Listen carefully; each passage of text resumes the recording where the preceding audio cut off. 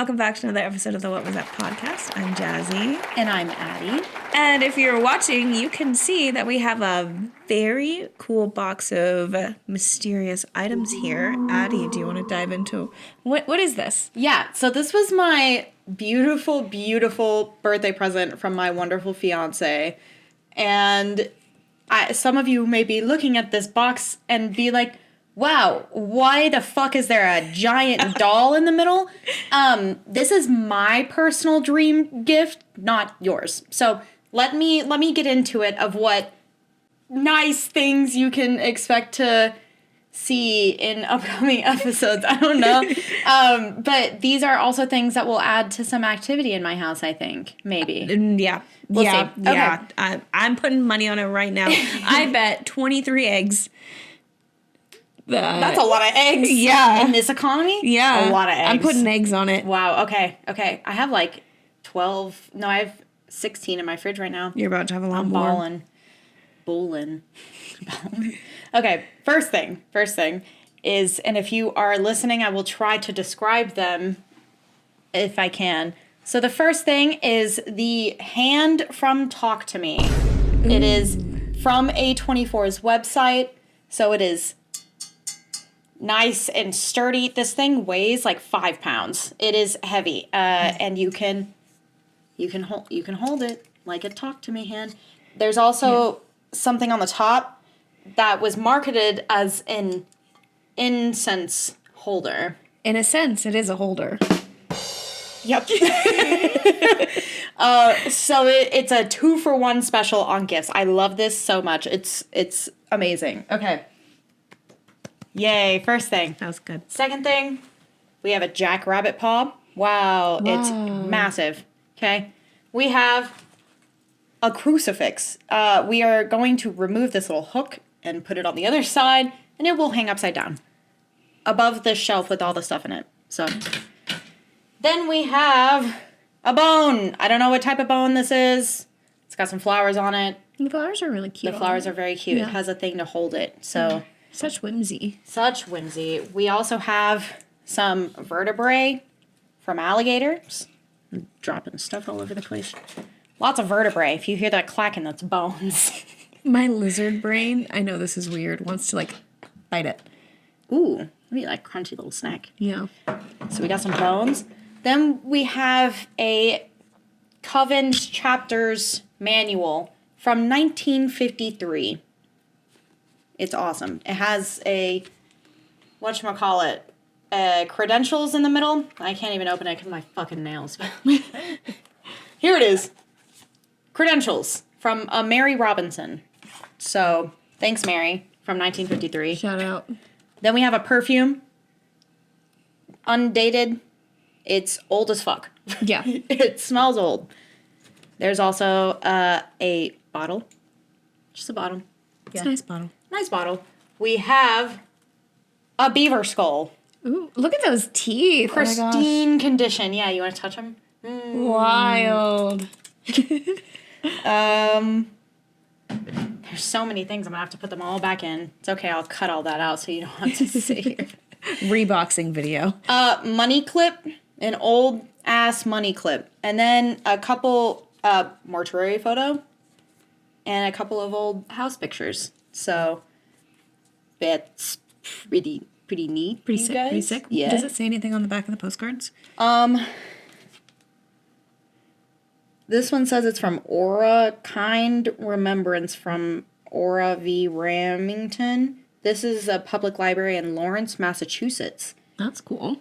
Dated, is that 1908? 1908. November 14th, 1908. To Miss Lucy Drake. Huh. You seen it here first, folks. We also have a Market Street looking north from 4th Street in Parkersburg, West Virginia. West Virginia. This was not filled out, so there is not a date on it. But it also looks old as fuck. How cute is Lawrence? And this little dead person picture.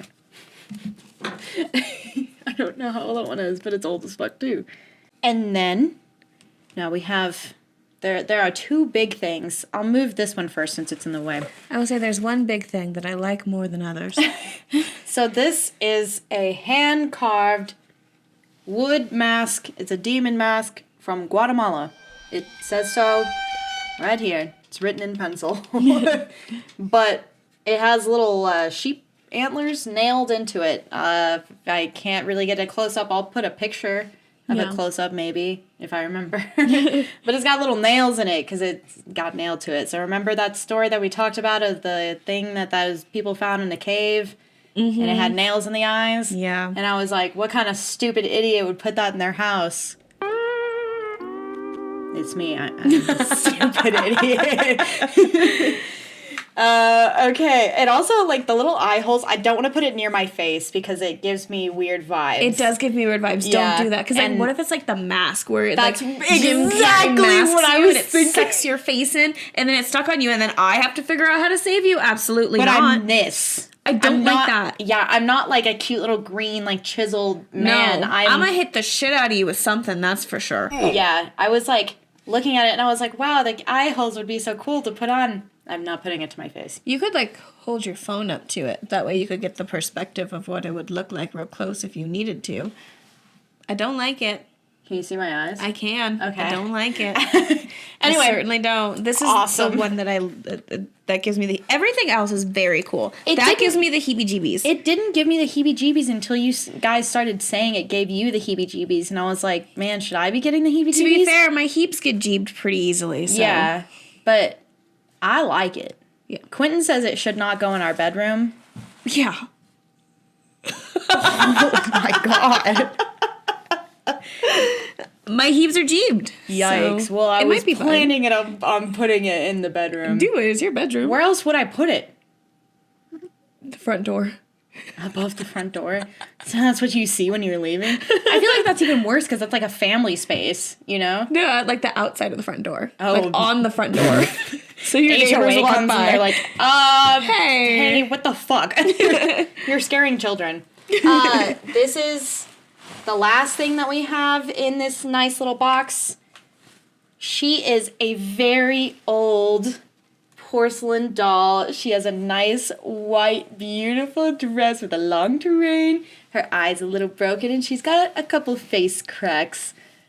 But she's beautiful. Yeah. And I love her. Yeah, I do like the porcelain doll. Yeah, and there are no heebie-jeebies coming from her. She's just cute. No, she's just here to G's. exist. I love her. Yeah. Me and her, tight. Watch us be wrong. Don't say that about her.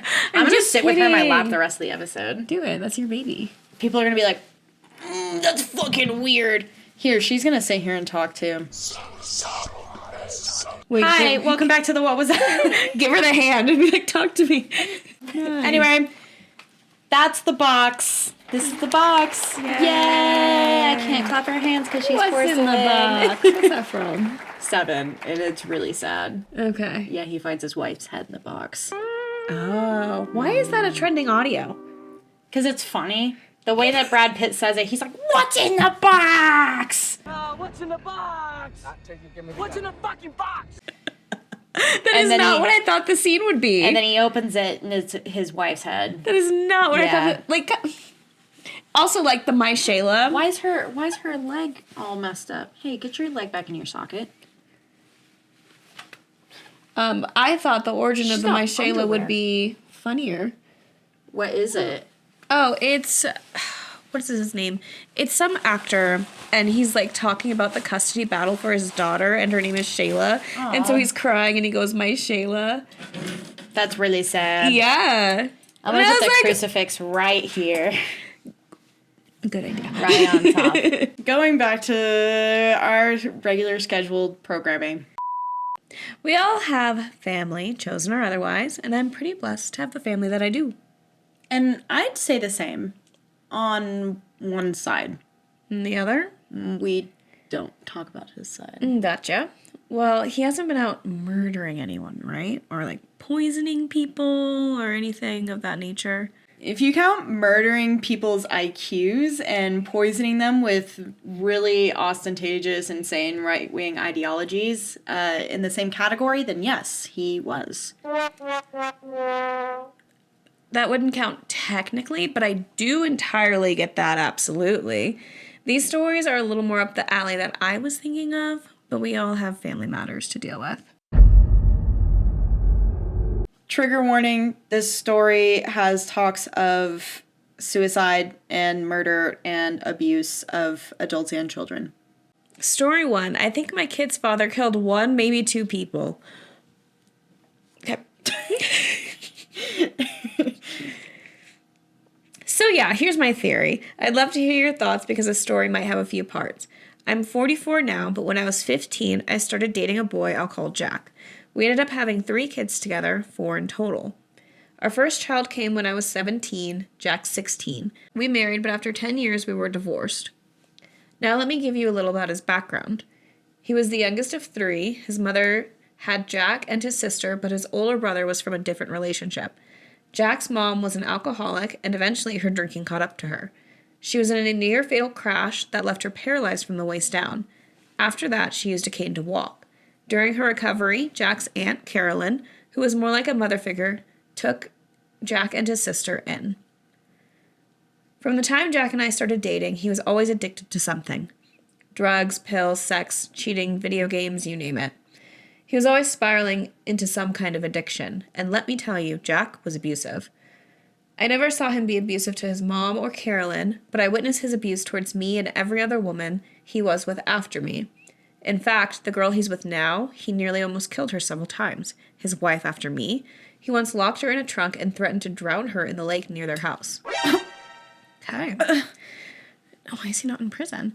He's toxic to his kids, too. To this day, my children want nothing to do with him. They might speak on him briefly if they have to, but they avoid him whenever possible. I haven't been around Jack in years, but about 8 years ago, I started dating someone who was acquaintances with him. Over the past few years, I found myself in situations where I've crossed paths with Jack. Nothing major, just quick encounters when my boyfriend needed to help him with something related to his car. A while back, my kids told me something strange about the time Jack's Aunt Carolyn passed away. Oddly enough, Jack told my boyfriend and me the same story during one of those brief encounters. To this day, I can't stop running the scenario through my head because I know Jack too well, and there's definitely more to the story. Carolyn was the woman who took care of Jack and his sister when his mom was recovering from the wreck. She was always close to him, especially after her husband died. From what I know, he didn't pass away long after getting out of prison for murder, but I don't know all the details. Jack seemed to be close to Carolyn when she passed, so when he said he hadn't heard from her in a few days, it made me wonder about their relationship. Carolyn was an alcoholic too, but she kept to herself about it and didn't bother anyone. At least that's how I remembered it. Jack said when he hadn't heard from her in a while, he went in to check on her. He drove to her house, about a 15-minute drive, and when he got there, she didn't answer the door. So he broke a window to get in. Once inside, he found her on the floor, unalived. He said she had wrapped a phone cord around her neck. Then he took a picture of her body and sent it to my kids, they confirmed this, before calling the police. But here's the kicker. Before calling them, he supposedly searched her house and found her prescription pain pills. The police came, ruled it a suicide, and moved on. But here's the thing. Can someone really strangle themselves with a phone cord? It doesn't seem physically possible. And knowing the police department where I live, I wouldn't trust them to investigate it thoroughly. They're lazy and corrupt. But what really gets me is the position her body was in. One hand on one side and the other on the opposite side. That just doesn't add up. Doesn't your body fight to survive, to resist when you're trying to take your own life? It doesn't sit right with me, and I can't shake the feeling that something happened. As the year went by after Aunt Carolyn's mysterious passing, Jack never shied away from talking about it. From what my kids and others told me, he spoke about it freely, almost too freely, like he was either bragging or trying to convince himself of his own story. Jack's life took more turns after that. His mom eventually passed from dementia, which, to be honest, I don't think he had anything to do with. If Jack ever loved anyone in this world, it's his mama. That much I knew for sure. His dad, on the other hand, that's where things get murky. Jack's family lived on a piece of property shaped like an L. His parents had a small single-wide trailer they lived on since Jack and his sister were kids. Over the years, they added rooms and porches, so eventually it looked more like a patchwork house than a trailer. Jack's home, a double-wide, sat adjacent to his parents' place. It had been there for a good 10 or 12 years. Jack's dad, Jim, was a hard-working man, the kind of guy who worked multiple jobs to keep his family afloat. For over 30 years, he held a steady job at a well-known plant in town and even worked part-time at a popular retail store to help cover bills, especially since Jack's mom only brought in her disability check after becoming paralyzed. Jim finally retired a few years ago and lived off his retirement checks. During the time my boyfriend and I would occasionally run into Jack, he'd tell us little stories, half bragging, half joking. I didn't think much of them at the time, but looking back, I think there was more truth in them than I realized. Jack would casually mention things like taking money out of his dad's bank account to cover his drug habits and scrambling to put it back before Jim noticed. At the time, I thought it was just Jack being Jack, but now I'm not so sure. In March, things took a downturn for Jack. He lost his job, a great job he held for years, paying $35 an hour. He got fired because of his addiction, plain and simple. Now let me back up for a second. Jack had mentioned in passing that his dad had cancer, but here's the thing. Jim never looked or acted sick. He was lively, full of energy, and spent time out in the yard. My kids, who had lived with Jack on and off, told me Jim only took one medication, something for his blood. I don't know the details about it, but I do know Jim ate well. My daughter used to say that he called her every day to ask her what she was cooking. Breakfast, lunch, and dinner, Jim loved his food. Then April rolled around, and I got a call from one of my kids.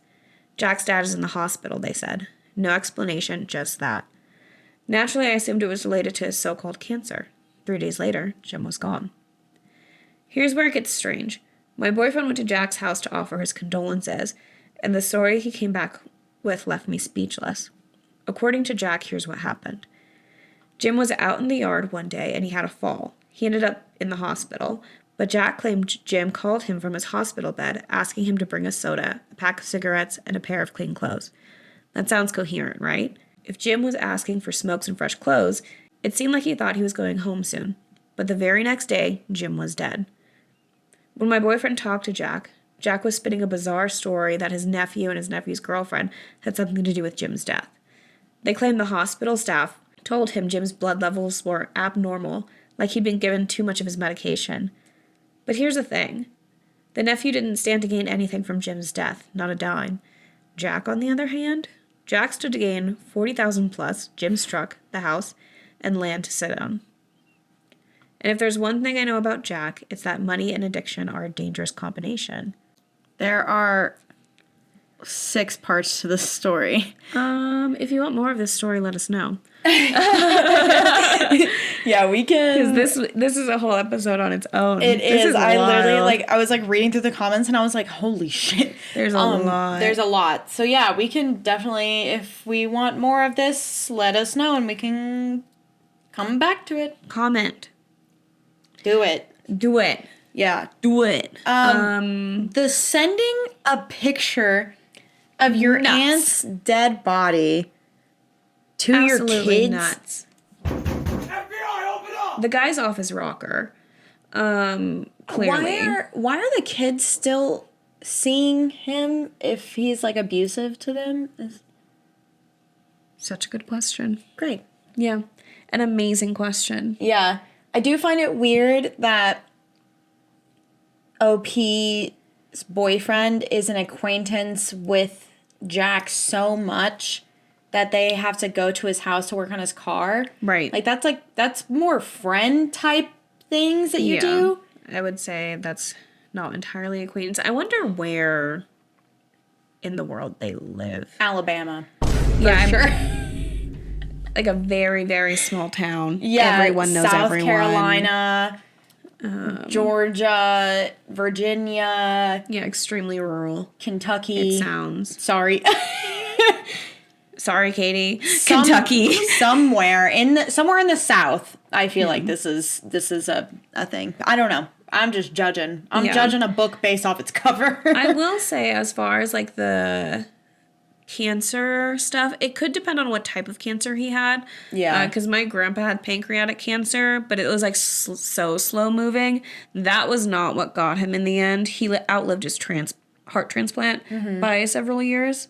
And so they're just like, well, we can give you another one, but you're like 87. Yeah. So why would we? Yeah. Yeah. That's very, yeah. But he also seemed totally fine until the end, and then it wasn't fine anymore, but it wasn't the cancer that got him. Yeah. So I was thinking. He could still have that. Yeah. I was thinking the same thing. There's a lot of cancers that you can get that don't have a lot of physical signs. Skin cancer's a Skin cancer. perfect one. My dad has skin cancer and. Yeah. Yep. That's Yeah, you gotta hope to catch it early, but how are you gonna if you don't know? Yeah, So, exactly. yeah. So, but it is interesting that because OP is totally right in the point of it's really hard to yourself in like either strangulation or drowning. Yeah. It's incredibly hard. Sorry, Right. this is really morbid, you guys. I'm sorry. What do you want from We're us? picking apart the story. The do you want? whole show is called "What Was That?" We're answering "What was that?" Yeah, what was it? People listening like, girls, what was that? Hey, can we maybe Hey, man. stop? Anyway, he definitely poisoned his dad. Yeah. His dad. He definitely poisoned his dad. 100%. Yeah.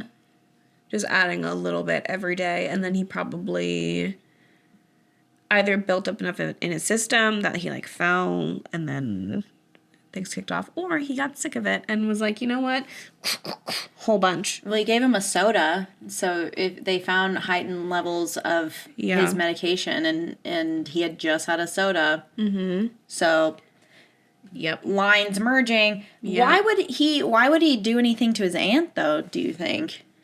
I wonder if because he was close to his aunt, there was some sort of like inheritance or something there. Mm-hmm. I imagine it's probably a similar motive to his dad. Yeah. It's just weird that he would go from never harming his mom or his aunt to snapping and Yeah. pulling a phone on her. Desperate times, I guess. I guess all for one bottle of pain pills? Yeah. I wonder if he also like assumed that she had more. Yeah, Right? that's also Yeah. yeah. Yeah, but like it sounds like he just like snapped. Yeah. He was never stable. Yeah. And then It is really jarring to me that OP's kids are still around. he has a track record of being a shitty person, extremely abusive. Start reporting it. But like granted, it sounds like your police department is a piece of shit, and if it's a small town and people know him, then like, Jack? Yeah, that's just Can't be that Jack. bad. Yeah. Yeah, so I feel like this has a lot of layers to it, Yeah. unfortunately. I And it wanna might know be the easier layers. to not rock the boat. If you guys want parts 4, 5, and 3, 4, 5, and 6, let us know. Yeah, like, comment, subscribe, and let us know what you want. Yeah, because if it's one or more, there's 4 other parts. So is that 4 other people or? Yeah, Yeah, we need more. more context. Interesting. I might just go read that on my own. Just for funsies. In the event that you guys don't ask for more, I want more. I want to know what happens. It's my little book. Yeah. Anyway. Story 2. Came across an incredibly creepy family a while back. Okay, I never really posted anything on Reddit, mostly just reading, so please excuse me if I do or say anything that isn't common courtesy here. In or around 2018-2019, I, 25 female, at the time I was 18 or 19, was living in Nebraska, where I grew up. I lived in the largest city in Nebraska, but it's still essentially surrounded by corn and wheat fields. The city was expanding, so rich folks started building huge houses with giant properties on the edge of town as things proceeded to grow. All of that being said, I had a good friend whose parents' house was one of those big ones right on the blurring line between the fields and the city. My friends and I were constantly hanging out at his place because it was fun. They had tons of property to ride 4x4s on, a hot tub, a huge living room for us to watch sports and have reality TV binge sessions, etc. Plus, his parents were super cool and we could drink out there as long as we stayed at his house. It was tons of fun even though I was/am quite scared of the dark. So I would just not go outside after a certain time because there was little lighting and the nearest neighbor was about a mile away. I always felt a weird energy driving to/from his place if it was late at night. but never had anything happen until one night. The drive out there was a long, winding two-way road that had thick trees on both sides, and you passed one of the city's largest cemeteries along the way. Barely any lighting, of course, besides the street lamps every once in a while, and very little traffic. All inherently a bit creepy, and I'll admit to having sped through this section of road many times to get through it as quickly as possible.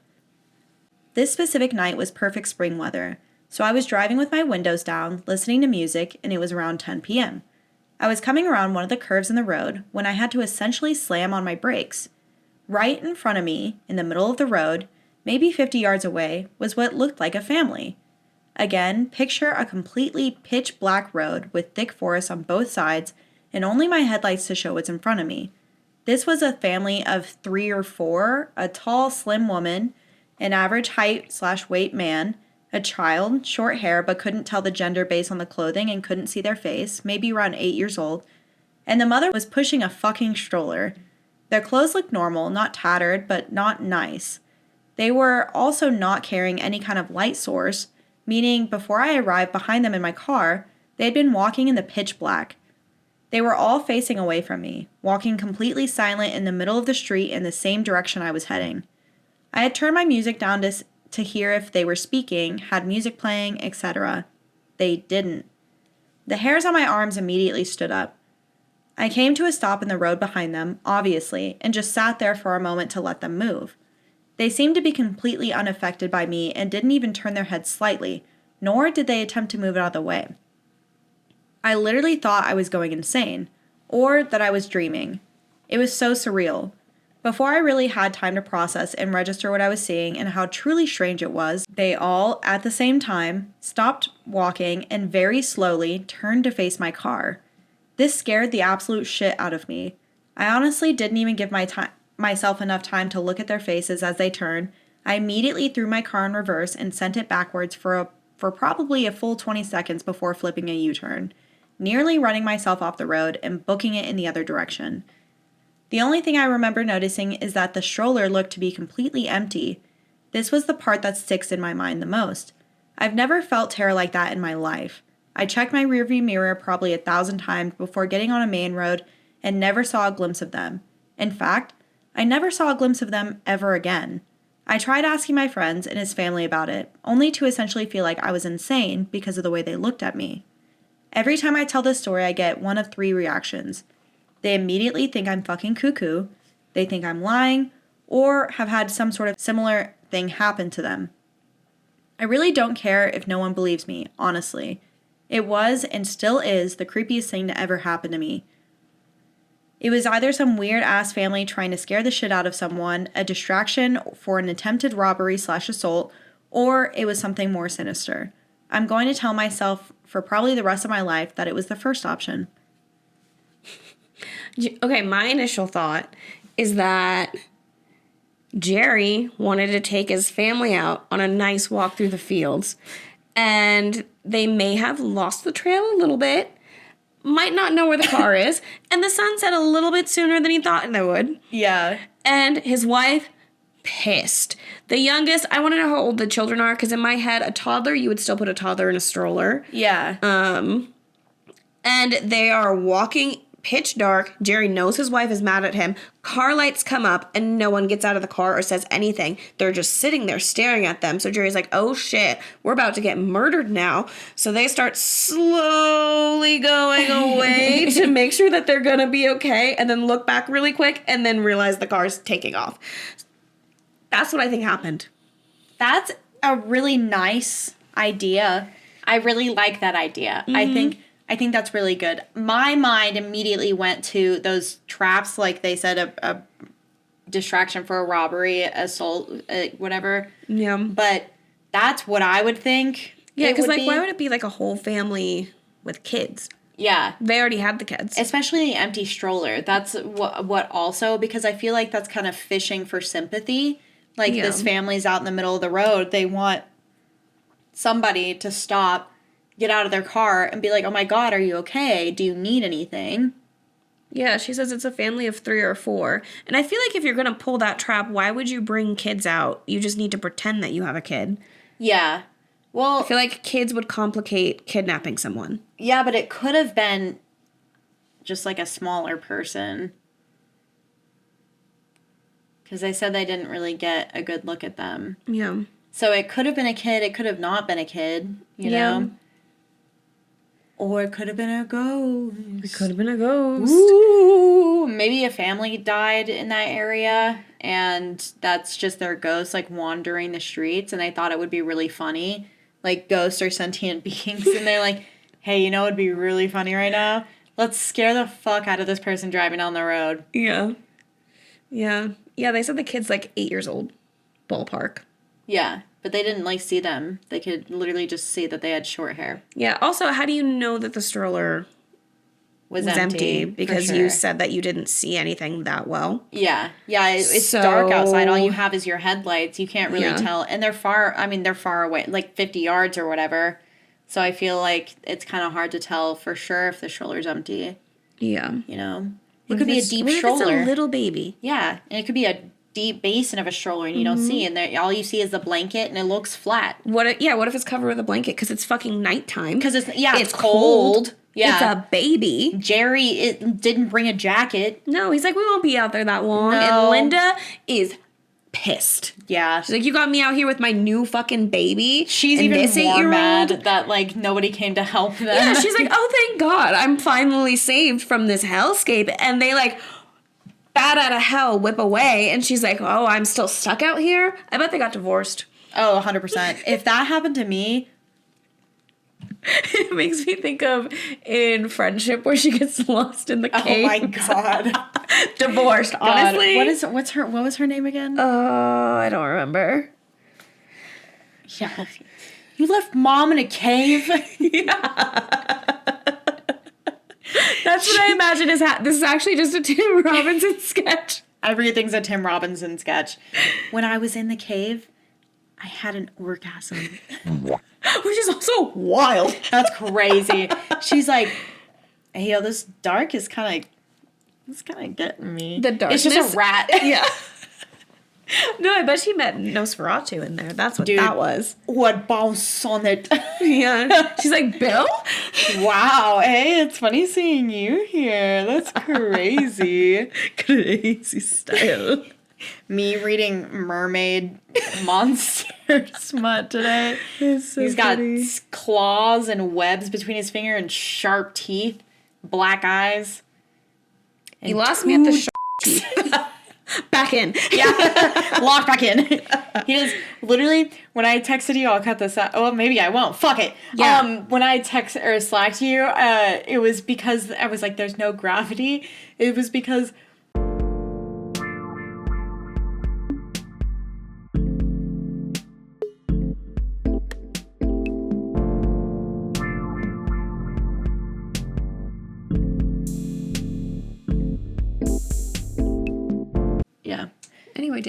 Anyway, damn, that's crazy. So fucking nuts. Wow. Wow, you just left them out there to die. Crazy. Anyway, story three.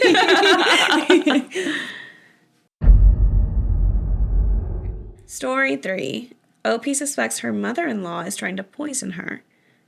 My mother-in-law hates me and makes no bones about it when she and I are alone. My husband doesn't believe me, and she even gloats about that. We have to attend family functions at her home about once a month. It used to be more frequent, but after I put my foot down, my husband agreed that monthly would be sufficient. The problem is, after each visit, I wind up with a bad case of diarrhea, and my husband does not. I don't know if the other in-laws are affected, because if I asked, it would get back to her. I suspect that my mother-in-law is putting something in my food or drink. Last time, I barely made it home before being stuck down. Now I'm considering getting some adult undergarments to make sure I don't ruin the car's upholstery on the ride home from her place. Do you have any other advice? Stop eating the food. Yeah. Don't eat it. No, you Spit should. in your napkin. Yeah. That's like the first way to tell if it's being poisoned is like pretend you're eating it. Don't eat it. You go home. You don't have diarrhea or stomach problems. Like, if all the plates are the same, find a way to get everyone distracted in a different room and switch plates with the mother-in-law and just see what happens. Because, like, worst case scenario, she poisoned herself, and I don't think legally you can be in trouble for that. Yeah. You also should take the food, like Jasmine said, spit it into a napkin, and then take it to a lab to get tested. Yeah. And it's weird that it happens every single time. I would be a lot more concerned and a lot more. Yeah. I would have stopped eating the food if I was like, I wonder if I'm being poisoned. Yeah.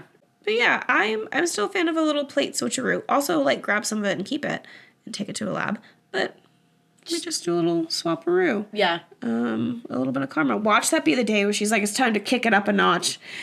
And she switches it, and then the mother-in-law just like face in the potatoes. Mom? A couple months ago, you answered my post asking for advice regarding a situation involving my hateful mother-in-law, whom I suspected of tainting my food or drink at family functions at our home. You had suggested swapping plates with my husband to see if my mother-in-law would react. However, as you noted, that would require bringing my husband into confidence. I didn't feel it was wise to do that because he already didn't believe me that his mother treated me badly. But at the next function, it was Easter. She provided a traditional prime rib dinner, set up buffet style, and I could see no way that it could be problematic. However, when we arrived at her home, the dinner table was set with place cards, and in front of each was a ramekin of horseradish sauce and a small pitcher of au jus. When nobody was looking, I switched the ramekin and the pitcher between my husband's and mine. After my husband and I returned home, he became wrecked with diarrhea. I was not ill at all. In the morning, I told him I'd switched the horseradish and the au jus. He looked at me with such hatred in his eyes that I knew he had known all along what his mother was up to. His only words were to accuse me of poisoning him. I quickly packed a couple bags and raced out of there. I have hired a divorce lawyer, and I won't be looking back. Thank you for your comments, your advice, and concern. You know what? If you're sitting there having the thought that your husband's not going to believe you, first off, better off to be divorced. Yeah. But if you really wanted to commit to this bit of him, like, not believing you, and you wanted to stick it out for an extra few months and switch it every time, I'm not saying, like, that's what you should do, but sometimes justice is a dish best served cold. Maybe an au jus or horseradish. Yeah, I agree. I would not want to be with a partner who didn't believe me when I was like, hey, your mom is poisoning me. Yeah. And like, I could understand if you had some other issues going on and you were like, something's watching me, like, all the time. I'd be like, okay, honey. Like, you know, maybe I wouldn't believe you as much. But if you're coming home every single time from your in-laws and you're sick, and your partner comes to you and you're like, I know this is crazy. I think your mom's poisoning me. Yeah. I really hate to say that because I know you love your mom, but this keeps happening.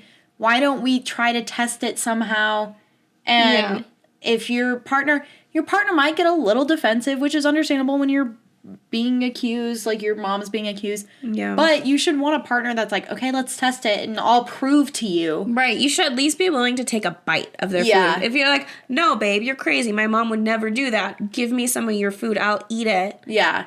To put your mind at ease. Mm-hmm. But if you're not willing to do that, then that kind of is like, oh, so you think it's possible. Yeah.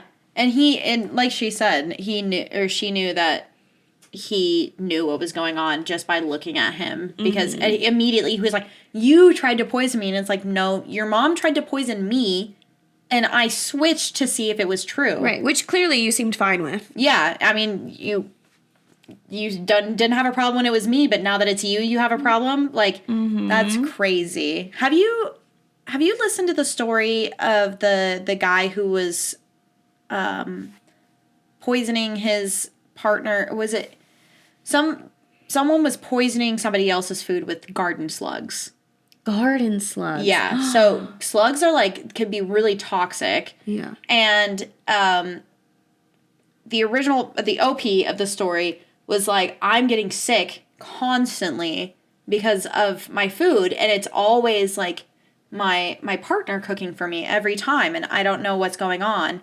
And I can't remember exactly how it happened, but OP found out that their partner was putting slugs into a blender and putting it in their food and trying to kill them. Just break up. Just break up. The answer is always break up. Leave. Just leave. Leave. Unless somebody cheats on you No, no. In that case, yeah. just always totally kidding. just leave. It is, if you find somebody else attractive, if you want to be in a relationship with somebody else, leave. Leave. If you hate your partner and you wish that they didn't exist anymore, leave. You don't have to be around them. Right. You're getting a divorce, you're going to lose half your assets. Okay, it's better than going to fucking prison. Yeah.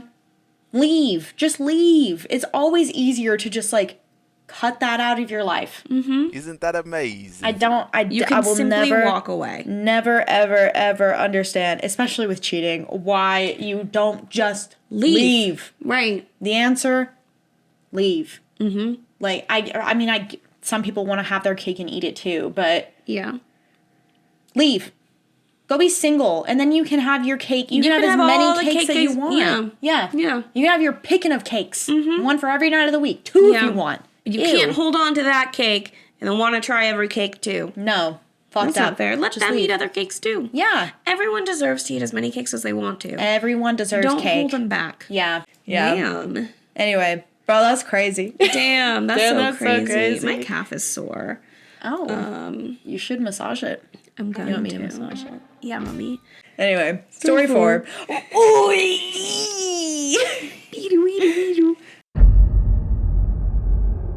Story 4. My brother, 27 male, does some really creepy stuff, and I, 21 female, am done with him. Trigger warning: abuse, attempted murder, abusive behavior, suicidal ideation, mental health issues, stalking, obsessive behavior, assault, choking, etc. Hey Reddit, I'm desperate. My brother is really creepy. Like, really fucking creepy. To the point where I look at him and I have serial killer thoughts. What? Then I realize what I'm thinking and I feel guilty. Yesterday, for example, he picked me up at the uni and was supposed to take me to the mall. Because I needed to buy some things, I realized the route was different and I asked him where he was going. He didn't say anything. I kept asking where we were going because I knew we were far away from the uni and he was driving faster and faster. I finally told him to stop, but he wouldn't. Then he casually went back to the mall. I got out of the car and said he didn't need to drive me back. He just went away. Sometimes on holidays, I'll be alone and he'll stand behind me and scare me. I told him multiple times to stop and he didn't. He's been doing it since we were kids. Sometimes I would wake up and see him standing in front of me while I slept. Last Thanksgiving, I was sleeping and woke up to him sitting at the edge of my bed, speaking French. Sometimes he'll show up at my college and ask to talk to me. I'll get off class and he'll just say it was nothing and go away. Sometimes I see his car parked at my boyfriend's house. I don't understand it. I'm done with him. What can I do? Okay, sorry, I'm sorry for giggling, but when OP said that he was standing at the edge of their bed speaking French, my first thought went to Dexter from Dexter's Lab when he's trying to learn French. Oh, what is that line? It's about fromage.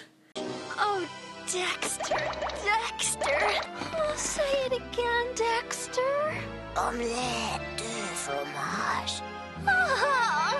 Because he tries to learn it, but it gets stuck repeating that one line over and over again, so that's all he knows how to say in French. That's so funny. Omelette du fromage. Yeah, that's all he was saying at the end of the bed. And he's just like rocking back and forth. But I'm sorry, it's probably not that, but that's where my head went, and that's why I giggled. Does OP mean that she thinks that he's a serial killer, or Yes. she wants to? I think she thinks he's a serial killer. Okay. Yeah. Okay, because at first I was like, she wants to kill him, and she thinks that he's weird.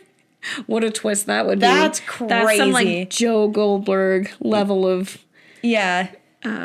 mental gymnastics. Yeah. I mean, I think the stuff that he's doing is weird. I don't think it's like serial killer weird. No, I just think it's like a weird older brother. Yeah, I just think he's a really fucking weird guy. Like, I get it. He's like, it's coming off as creepy, but I don't know. We have some top comments and then we have an update.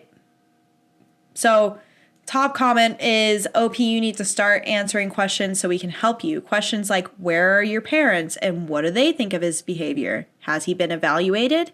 Do you ever feel threatened? Sexualized? Does he do anything with anyone else? Help us out here. Give us something. OP says, "Hi, I'm sorry for not answering early. I ended up sleeping." Anyway, yes, when I was a little girl, I used to tell my parents about my brother going over to my bedroom and scaring me. My parents would talk to him and say it's absolutely not okay to do that, but he wouldn't listen to them. My parents also took him to a therapist when he was a kid to see if there was something going on, but nothing. He kept doing it as we grew up, except that he became creepier.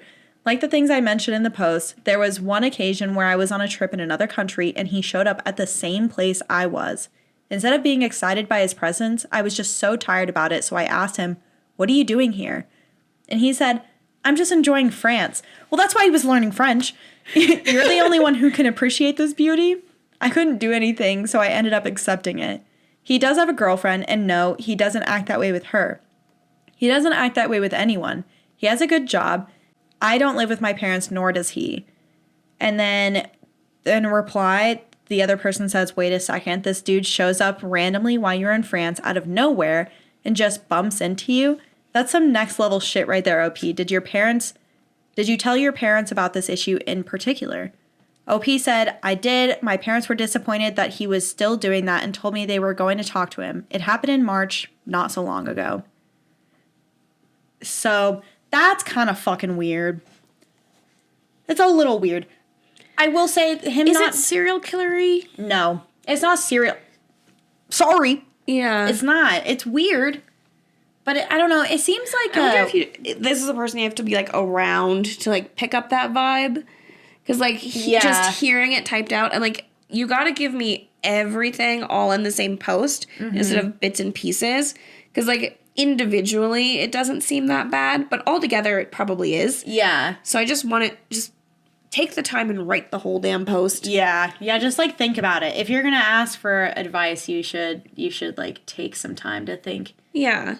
But you should... Okay, close your eyes and imagine. Okay. You're laying in bed. And you wake up, and your brother's sitting at the edge of your bed, speaking French. Yeah, just in the dark, she's sitting there. And then you go back to sleep. The next day, you wake up, and your brother's standing there, like, over your bed. Okay? And then you're hanging out, you're watching TV. You feel a breath on your neck. You turn around, and it's just your brother. But then he takes you to the mall. Yeah. I'm like, see, I need more information because my siblings and I do hide and scare each other a lot. Yeah. All the time. Yeah, I feel like that's a normal, like, sibling thing to do. Especially when you're like, stop it. And they're like, no. Yeah. Fuck you, sibling. So I need more. I wonder if something happened to where the brother felt, like, protective and felt like they had to go to France to make sure that they were okay. Because did anything else happen in France, or were they just there? See, and, like, my theory, too, is, like, you know what? France does sound nice. So what if he just went to France? Yeah, he was like, I'm not going to crash fuck. your trip. You're doing your own thing. It's like, what are you at a restaurant, like, outside of the Eiffel Tower? Like, Yeah.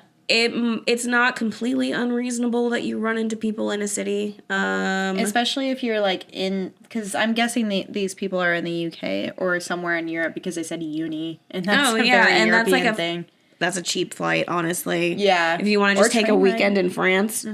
British people travel everywhere all the time. They do. Yeah, like, this is not like us Americans spending thousands of dollars or hoping to find a cheap flight and going over there. This is like maybe $100.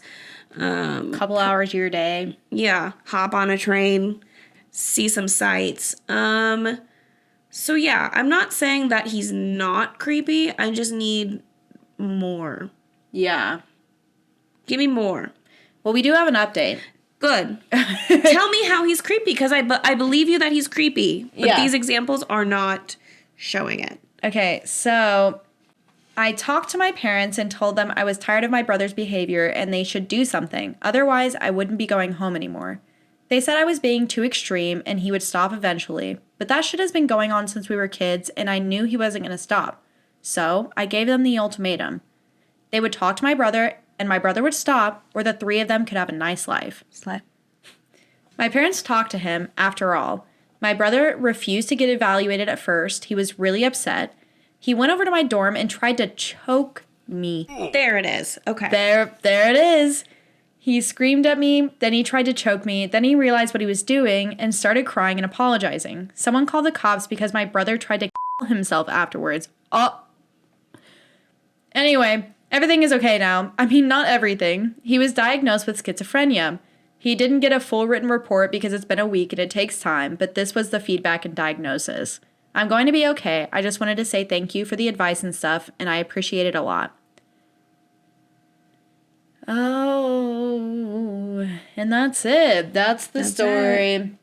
So yeah, there it is. I mean, that's what we needed the whole time. Yeah. So and like, give me more of, because like individually, like all these things, it's like, okay, like your older brother's weird, but like, what is, not saying that he's not weird and creepy and possibly like anything else, but we didn't have a lot to go off of. I need the more context so I can be fully on your side. Yeah. And hear everything that you have to say. Yeah. And the choking really did that. Yeah. It really did. Sure as it did. Yeah. Mm-hmm. And then the trying to, I mean, okay, so devil's advocate. Yeah. So he's really upset. And obviously never choke anyone. Right. But he's really upset. He's like, I've been your brother. I have been trying my best for years. Yeah. And he's dealing with this mental illness that he doesn't really know that he's dealing with because he's been undiagnosed for all this time. Yeah. And schizophrenia is there are varying degrees of it, but it can be really, really like confusing and disorienting.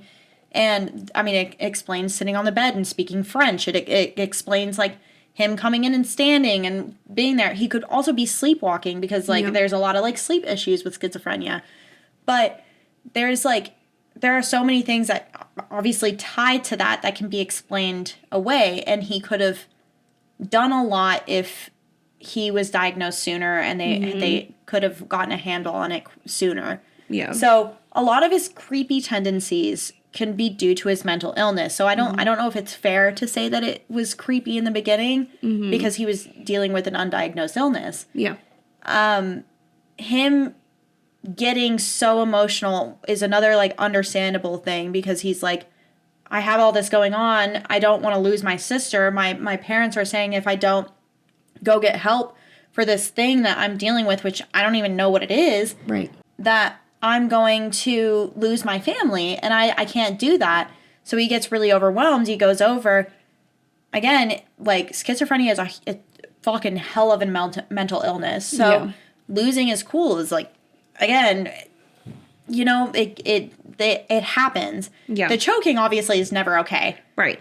And then of course he feels bad for it because he's like, what the fuck did I just do? What is happening to Yeah, me? exactly. He's like, I'm cracking. I'm cracking. I'm having a psychotic break. Yeah. And so, I mean, I can understand where the like wanting to be like, I'm done. Yeah. Comes in. Yeah. So, well, yeah, because like if you're going through mental illness, you don't know that's what's happening to you, and then you're finally diagnosed, and then things escalate with your sister, and you choke her. You're like, oh my god, my head would go to, I am the person that she's always said I was. yeah. I am nuts. I am crazy. I am deserve creepy. to be here. Yeah. Because look what I just did. Yeah. So, exactly. Yeah. I could see how your head gets there. Yeah. It's a sad thing. Yeah. It makes me sad. Yeah.